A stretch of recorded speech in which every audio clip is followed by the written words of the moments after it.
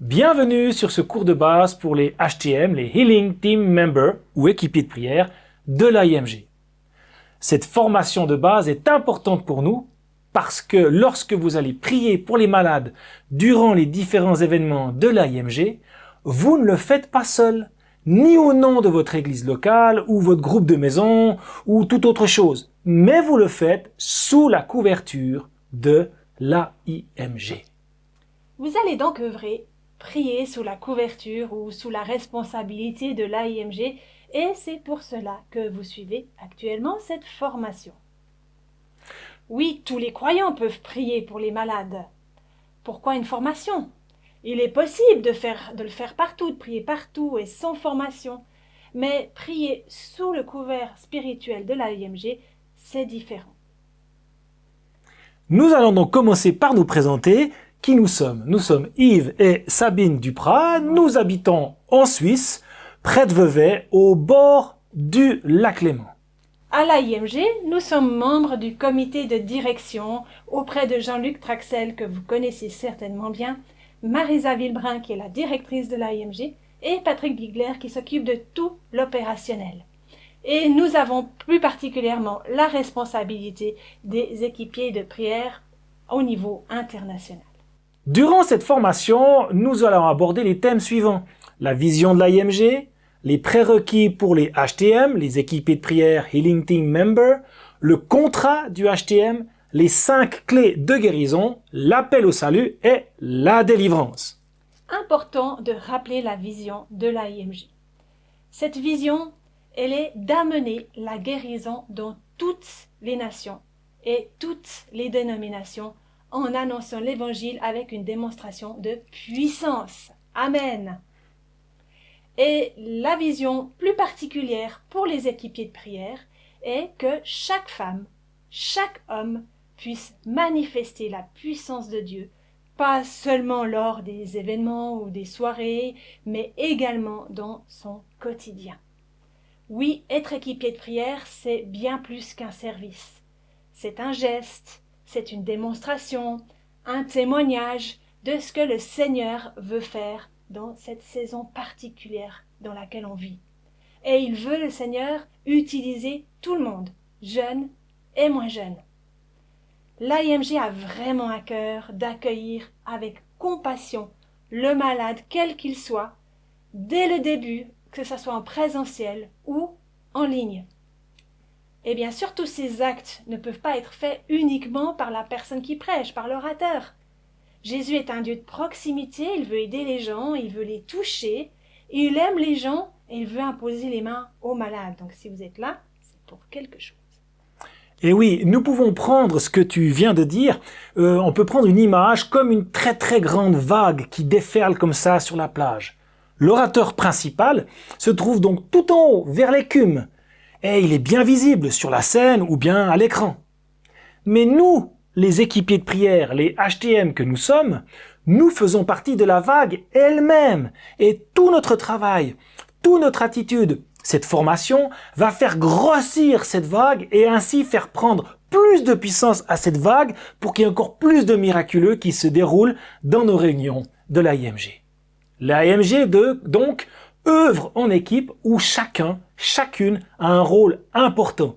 Nous sommes le prolongement de la main de l'orateur.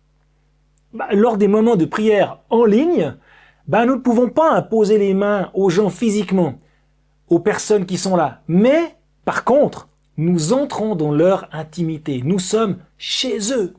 On a une connexion extraordinaire avec ces gens. On se sent beaucoup plus proche.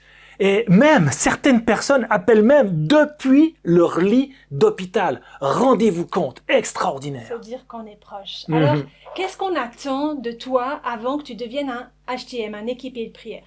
Ce sont des prérequis. C'est comme un bagage que tu devrais avoir avant d'œuvrer à l'AIMG.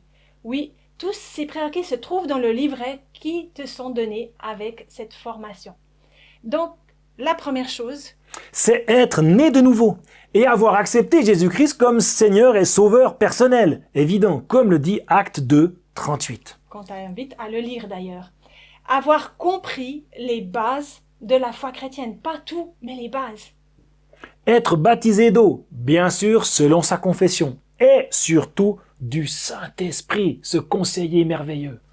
Ce qu'on te demande, c'est d'être actif dans une église locale, ou alors que tu sois redevable envers un responsable spirituel. Oui, parce que l'AIMG ne travaille pas en dehors des églises locales, mais elle travaille avec elles. Il faut être motivé par l'évangélisation, parce que l'AIMG est une œuvre d'évangélisation. Et sois prêt à travailler dans l'unité entre chaque chrétien et surtout en équipe. Il faut être animé d'un esprit de service et d'humilité. L'équipier que nous sommes est à l'arrière-scène et on a un rôle un peu caché. Mais Dieu te voit et il est fier de toi, de ce que tu fais avec ta foi. Dans la vision de l'AIMG, c'est marqué la compassion. Alors oui, on te demande d'avoir de la compassion. Il faut bien entendu aussi accepter la confession de foi de l'AIMG et elle se trouve sur notre site internet et on t'invite à aller la lire.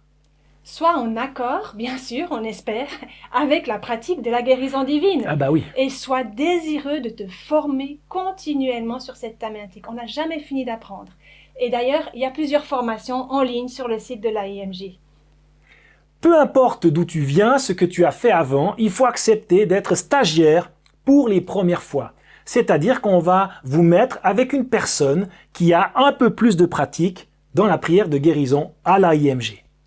Il faut aussi accepter de s'évaluer soi-même ou alors d'être évalué par un autre membre de son équipe dans le but toujours de progresser et d'être encore plus efficace. Et on attend de toi que tu respectes bien sûr ce contrat de fonctionnement des équipiers de prière.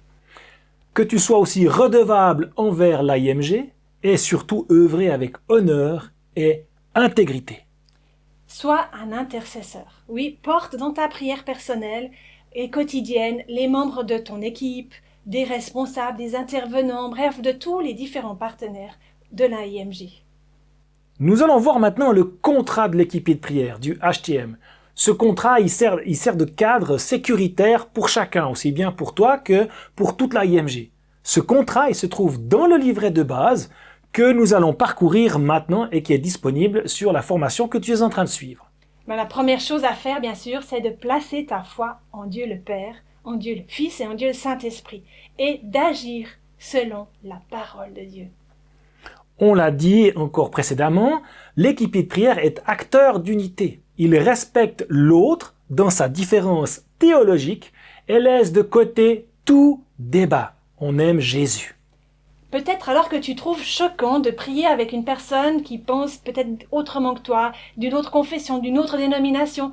Mais à l'AIMG, nous sommes tous d'accord pour dire et pour croire que Jésus sauve, délivre et guérit encore aujourd'hui. Oh yes! L'AIMG, elle travaille dans l'unité, justement, pour apporter la guérison, le salut. C'est l'appel de l'AIMG, c'est son onction. Parce qu'il est important de le dire et de le redire toujours, Dieu est bon, Dieu est toujours bon. La maladie ne vient jamais de Dieu, elle n'est jamais une punition de Dieu, et cela reste valable en tout temps, peu importe ta confession chrétienne. 1 Corinthiens 1,10, on aime le lire, qui dit « Je vous supplie, frères et sœurs, par le nom de notre Seigneur Jésus-Christ, de tenir tous le même langage, qu'il n'y ait pas de division parmi vous, mais soyez parfaitement unis, ayez les mêmes pensées et les mêmes convictions. » L'équipier de prière agit avec humilité. Elle a une conduite respectueuse envers qui que ce soit. Il est redevable aussi envers ses responsables. C'est-à-dire que lorsque tu pries à l'AIMG, tu la représentes. C'est comme si c'était écrit AIMG sur ton front. Alors nous attendons de toi que tu sois flexible, que tu montres une bonne image de ça, que tu sois enseignable, parce que cela facilite les choses pour tout le monde. Et ce qui est flexible ne casse pas. Oh, astucieux. L'équipier de prière témoigne l'amour fraternel. Tu es au service des autres et tu es à l'écoute des autres. Et il garde bien sûr confidentiel ce qui a été partagé avec la personne pour laquelle tu pries et ce que tu partages aussi avec ton partenaire de prière, ton binôme.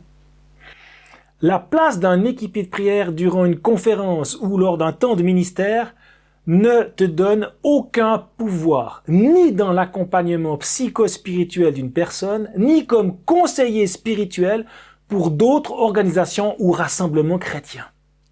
L'équipier de prière n'est pas un médecin, donc il ne conseille pas et il n'ordonne pas d'arrêt de traitements médicaux ou il ne demande pas à la personne des gestes inconsidérés pouvant la mettre en danger. Et oui, tu l'as dit, mais on aime le répéter, nous ne sommes pas médecins. L'AIMG travaille avec les médecins. Elle n'est pas contre la médecine, ni pas contre les médecins. Nous ne disons pas à la personne d'arrêter ou voire même de diminuer son traitement médical. Au contraire, il faut encourager la personne à aller voir son médecin pour que celui-ci atteste de manière scientifique, on va le dire, le miracle. Merci pour les médecins. Et une autre chose, nous ne sommes pas non plus des prieurs. Ah bon? Mais nous sommes des guérisseurs. Ah, Oui, nous ne sommes pas des médecins, mais des guérisseurs. ah bon? Parce que Jésus a dit, allez et guérissez ces gens. Il n'a pas dit d'aller et prier pour les malades. Il a dit d'aller et de guérir les malades. Alors nous nous appuyons sur ce fondement-là, sur cette parole de Jésus. C'est un ordre qu'il a donné à ses disciples. Nous sommes actuellement ses disciples, alors nous obéissons à ce que Jésus a ordonné.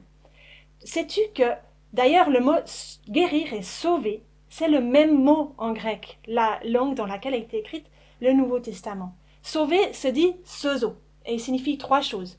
Sauver, délivrer et guérir. D'ailleurs, à l'AIMG, l'évangile est prêché pour que tous les auditeurs soient sauvés. Que leur esprit soit recréé, délivré des pensées négatives et de tout lien, et guéri dans leur corps de toute maladie. Amen. Alors c'est important, on va le dire et le redire encore une fois. C'est vraiment les bases de l'AIMG. Dieu veut que nous soyons en bonne santé. Oui, Oh, pour yes. accomplir ton mandat sur cette terre, tu dois être en bonne santé. Tout le monde doit l'être. Dieu est un bon papa. Il est ton père. Tu es son enfant et il est bon pour toi, tout le temps.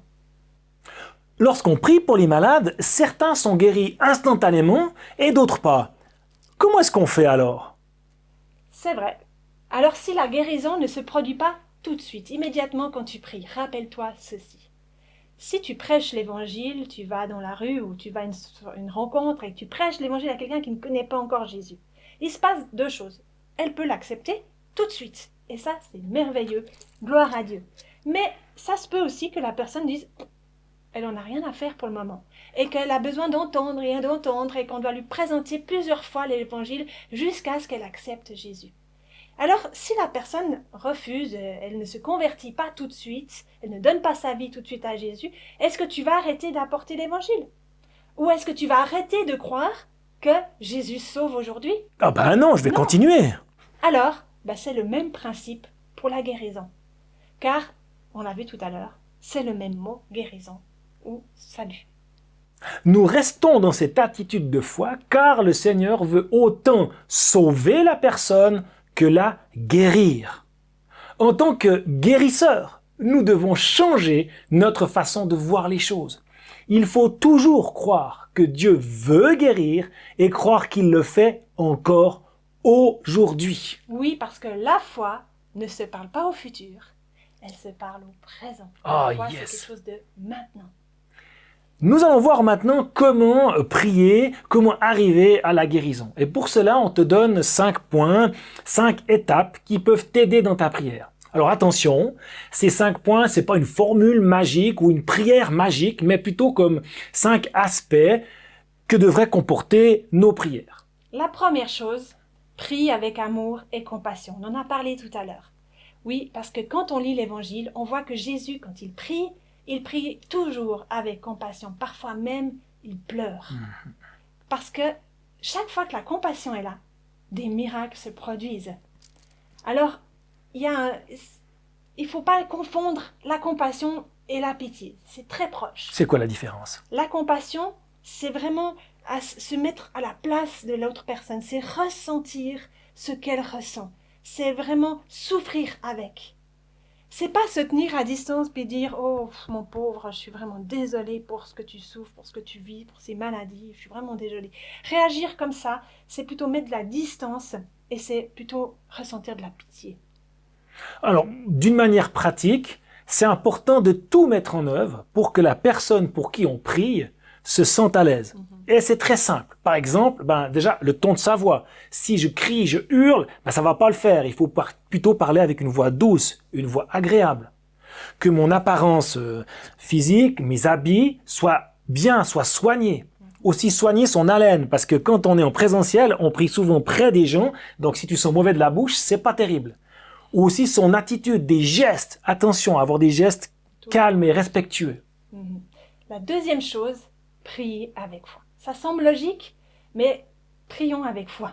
La foi voit la réponse. Croire, c'est voir avec les yeux de la foi, pas les yeux physiques. Non, non, non, les yeux de la foi. Parce que il y a des obstacles à notre foi et ce sont nos 5 sens.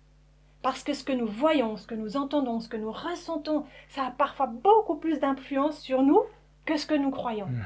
C'est pourquoi on a besoin de se nourrir de la parole de Dieu tous les jours. Plus je me nourris de la parole de Dieu, plus je peux croire, et je peux le croire, je peux croire Dieu sur parole. Et Dieu nous dit quoi dans sa parole? Qu'il nous sommes déjà guéris en Jésus, parce que Jésus a accompli cela à la croix. Alors nous aussi, on doit voir la personne pour qui on prie déjà guérie.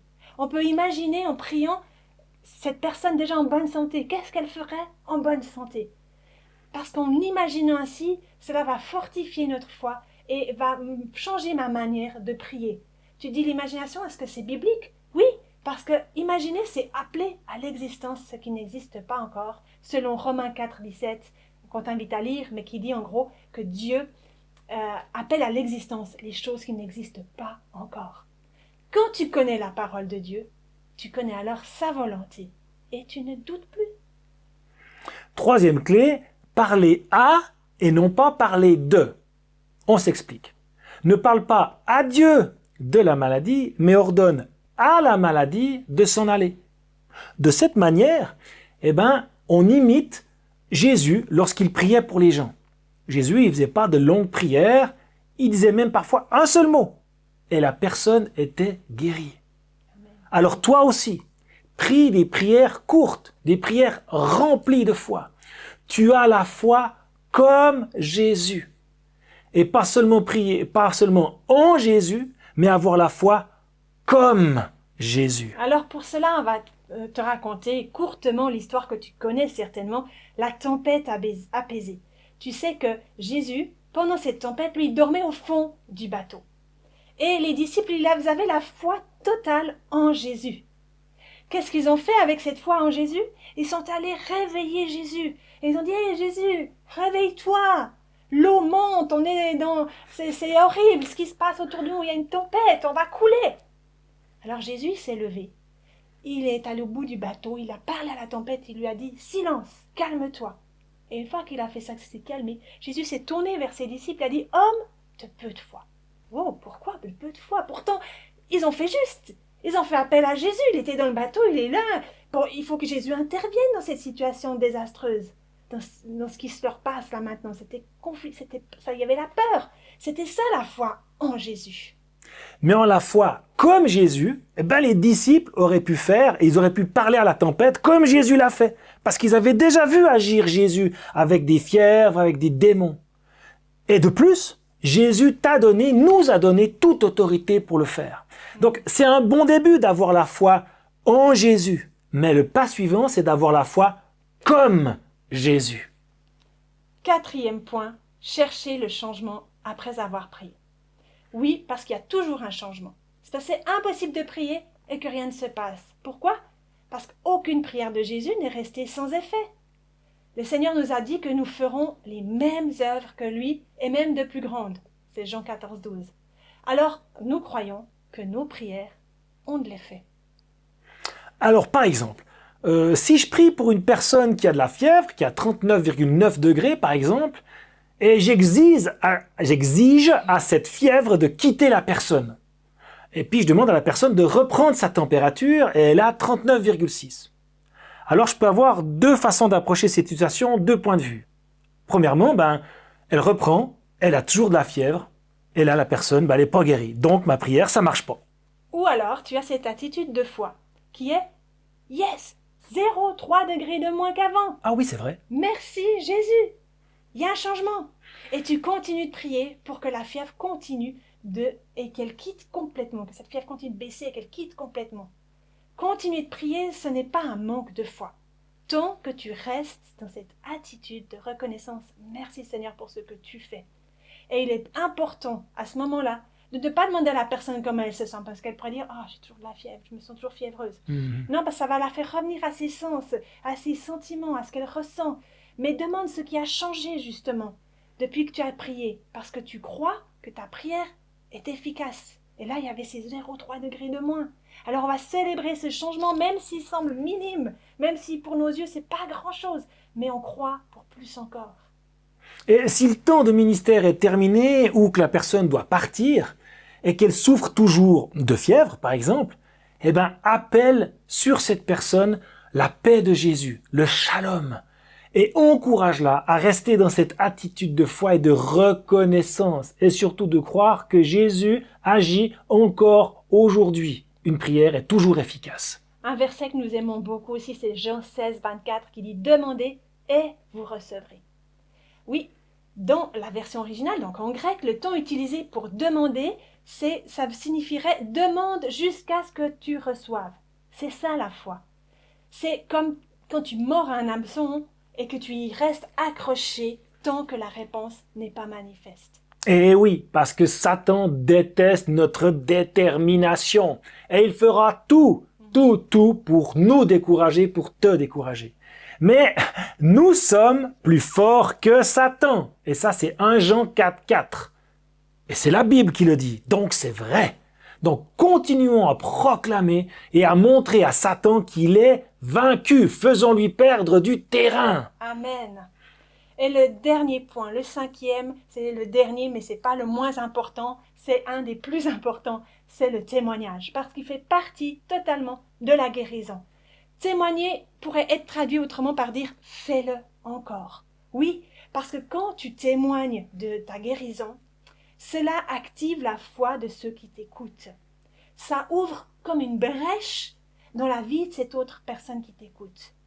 Alors on t'encourage et on encourage toute personne à témoigner de sa guérison, elle le fasse elle-même ou que tu le fasses à sa place si elle est un peu timide. Mais témoigner, c'est tellement important parce que c'est rendre à Jésus la gloire, tout ce qui lui revient pour l'honorer, pour le sacrifice qu'il a accompli à la croix pour que tu sois guéri. Parfois, les personnes attendent trop longtemps pour commencer à témoigner. Elles disent « j'attends que tous les symptômes soient loin ». Non, ça fait venir l'incrédulité parce qu'on essaie de voir si tous les symptômes sont loin. Non, on encourage la personne à poster son témoignage.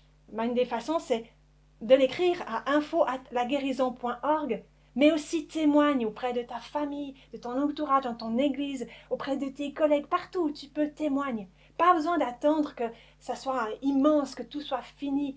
Il faut témoigner. Tu peux déjà le faire, même s'il y a un changement, même minime. Témoigne. C'est aussi également que toi, équipé de prière, HTM, que d'avoir un carnet de victoires dans lequel tu vas noter toutes les victoires que tu as obtenues. Parce que si un jour ta foi faiblit, eh ben tu peux revenir à ce carnet et relire ce que Jésus a fait au travers de toi, au travers des prières de foi que tu as faites. Et ça, ta foi va prendre de l'ampleur, elle va grandir. Il n'y a pas de petites victoires, il n'y a que des victoires. Un mal de tête, un cancer guéri, c'est la même victoire qui a le même prix, Jésus à la croix. C'est la même action, la même puissance, la même personne qui guérit, c'est Jésus. Ce qu'on a constaté aussi, ce qui se passe pendant que les équipiers de prière prient pour des personnes, souvent les personnes sont là et elles restent inactives. Elles ne mettent pas en action leur foi. Et c'est dommage parce qu'elles pensent peut-être qu'elles ne sont pas aptes à prier, alors que c'est pas vrai. On a vu que tout le monde peut prier. Et ce serait bien de pouvoir emmener la personne avec toi quand tu pries. Cherche à activer sa foi, selon Romains 10, qui dit « Celui qui croit dans son cœur, Dieu le déclare juste. Celui qui affirme de sa bouche, Dieu le sauve. » Souviens-toi, sozo. Donc Dieu le guérit. Et pour ceci, c'est tout simple. Tu peux expliquer en quelques mots ce que tu vas faire, de façon simple et rapide. Et ensuite, invite la personne à prier dans un deuxième temps. Alors, tu peux l'aider en faisant répéter une prière de foi avec toi et avec conviction. Et puis si la personne veut prier toute seule, durant ce moment, n'hésite pas à la valider, à valider ce qu'elle dit, à l'encourager, encourager cette personne. Et si vraiment c'est nécessaire, de corriger quelques tournures qui manqueraient peut-être un petit peu de foi. Parce que ça peut arriver que la personne dise c'est mon cancer ou ah Seigneur, si c'est ta volonté. Comme on vient de t'expliquer, mettre la foi dans sa prière. Amen. Un événement très important qui se passe à l'IMG, c'est l'appel au salut. Oui, ça sera à chaque fois fait un appel au salut durant les événements en présentiel ou en ligne. C'est un appel, donc une invitation pour toute personne qui écoute à se connecter à Christ, à donner sa vie, à prendre une décision pour Jésus. Alors, en tant qu'équipier de prière, nous sommes au service de la personne, de l'orateur qui prêche à ce moment et qui fait cet appel. N'oublions pas parce que lorsqu'une personne fait de Jésus-Christ son Seigneur et son Sauveur, elle passe du royaume des ténèbres à celui de la lumière. L'appel au salut, quand elle y répond, elle vient l'arracher des griffes de Satan pour la faire prendre part aux richesses du royaume de Dieu. Alors en tant qu'équipier de prière, j'ai juste à regarder et à apprécier ce moment solennel sans interagir avec cette personne-là. C'est important de laisser la personne qui a lancé le filet, qui a lancé cet appel au salut, de terminer son travail. Une fois cet appel au salut terminé, alors il est temps pour nous, pour toi, équipier de prière, de prendre le relais. Tout simplement, tu peux inviter ces personnes fraîchement converties à aller sur le site internet de laguérison.org et de cliquer sur « J'ai découvert Jésus ». Ces personnes-là recevront alors un livret qui est disponible dans 10 langues différentes et des vidéos qui expliquent leur démarche et qui donnent des pistes pour suivre leur nouvelle vie en Jésus. Waouh, extraordinaire!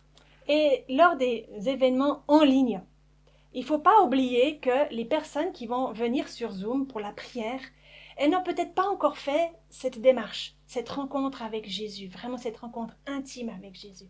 Alors nous t'invitons, lorsque tu pries pour une personne à un moment ou à un autre, demande-lui si elle a fait cette démarche, si elle a fait ce choix pour Jésus. Et si elle ne l'a pas encore fait, invite-la, fais-la découvrir la merveilleuse nouvelle de l'Évangile. Dans le livret de l'équipier de prière, le HTM, le Healing Team Member, se trouvent quelques prières de conversion que tu peux faire répéter avec la personne qui est avec toi. Alors maintenant, on va parler de la délivrance. C'est vrai que c'est un sujet qui est parfois pris difficile ou délicat. Mais il se peut, et il arrive fréquemment, que lors d'une soirée ou d'une conférence, ou même en ligne, des esprits démoniaques se manifestent. Pas de crainte, c'est normal, parce que les esprits démoniaques, ils ne peuvent pas tenir dans la présence de Dieu. Et c'est même une bonne chose, ça veut dire que la présence de Dieu est là s'il se manifeste. Mais surtout, pas de panique. Tu restes calme et tu ordonnes avec autorité, mais sans crier, à l'esprit mauvais d'arrêter sa manifestation et surtout de se taire. Et la délivrance peut se faire alors dans un deuxième temps. Oui, parce que c'est mieux d'emmener la personne, quand elle s'est calmée, dans un lieu plus adapté pour pouvoir dialoguer avec elle. C'est aussi intéressant de remarquer, de constater que sur tous les miracles opérés par Jésus, seuls 10 à 13%, si on veut être exact, sont des délivrances. Et bien souvent, il semblerait que la délivrance prenne plus d'importance que les guérisons. Alors ne soyons pas plus zélés que Jésus l'a été. Dans le livret du HTM, de l'équipier de prière, il y a tout un chapitre consacré sur la délivrance. Alors bien entendu, il existe différentes manières de procéder à une délivrance, mais au moins, nous t'en proposons une. Cependant, c'est important, fais ceci avec une personne qui a déjà œuvré dans le domaine de la délivrance, parce que commencer dans ce domaine-là, c'est très important de le faire avec quelqu'un qui l'a déjà fait. C'est plus que recommandé. Alors ce livret de l'équipier de prière, alors que tu fais cette formation, tu l'as reçu ou tu vas le recevoir, tu vas le lire. Et dans ce livret, tu as la possibilité de t'évaluer toi-même. Oui, sois toi-même celui qui t'évalue.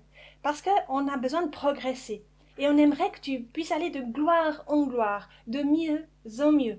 Il y a peut-être des choses, des sujets qui ne sont pas encore vraiment acquis. Pas de souci, ne te décourage pas.